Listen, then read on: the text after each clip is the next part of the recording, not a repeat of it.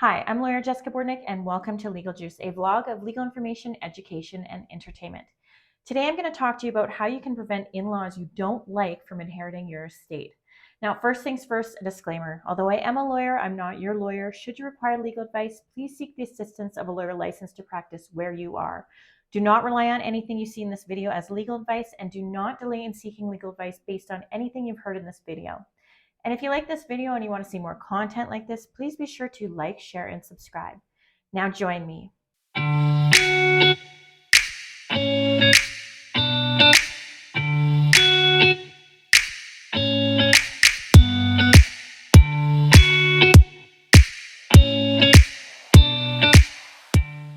One of the most common questions I get asked is, how do I ensure my son-in-law or my daughter-in-law doesn't inherit my estate? Well, there's good news and there's bad news with this answer. The good news is that at first it's very simple. In-laws have no right of inheritance. This means that if you die without a will, in-laws do not inherit. Similarly, if you die with a will, unless you specifically gifted to your in-law, he or she has no right of inheritance. The bad news is that it gets complicated by how your child or children manage and use their inheritance. If your child keeps what they inherit from you separate, in a separate account, and does not commingle it with money held with a spouse, then that inheritance belongs only to your child and does not form part of what is called matrimonial property. Now, matrimonial property is property that is used for the family and is divided 50-50 between married spouses when there is a breakdown of the relationship. Now, I should note that several jurisdictions are expanding the property division rules of married spouses to common law partnerships, such as the province of British Columbia. Now, some of these rules may apply to your child even if they're not married, but they're in a common law relationship. If your child places their inheritance in a joint bank account or uses it to pay off the mortgage of the family home, then that inheritance becomes matrimonial property and 50% becomes the property of your son-in-law or daughter-in-law. Similarly, if your child inherits a cottage from you and they use it for family vacations, that cottage may be considered matrimonial property and could be apportioned to your son-in-law or daughter-in-law in the event of a marital breakdown. If your child uses their inheritance as collateral to secure a joint debt with their spouse, or just to secure a debt of their spouse, then that inheritance theoretically becomes matrimonial property that benefits your child and his or her spouse together.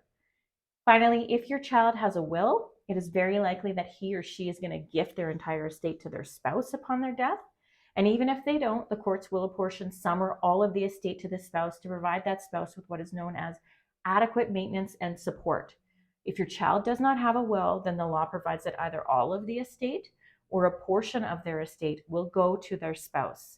So unless there is a breakdown in the relationship or there's a prenuptial or a postnuptial agreement in place, there is a good chance that your son-in-law or daughter-in-law will inherit at least a portion of your estate indirectly. The next thought that some people have is to write a will and put directions or stipulations on how a gift can be used by their children, or conditions requiring that child to meet before they can inherit.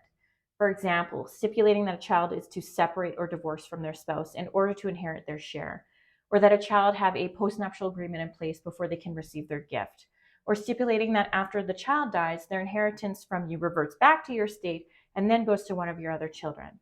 But this runs afoul of a rule in law called the rule against perpetuities and amounts to what we call the dead hand control. Now, dead hand control is frowned upon in law as you cannot give a gift and then direct how it's to be used after the fact. You also cannot give a gift and have so many conditions on it that it makes it difficult to determine who, with utmost certainty, owns that property. I know this sounds complex, but the takeaway is that you cannot give a gift with the requirement that the recipient meet certain requirements in order for them to continue to keep the gift. One option to mitigate the amount your in-law might receive from your estate is to create a trust in your will to give portions of the gift to your child on, for instance, a monthly basis until death.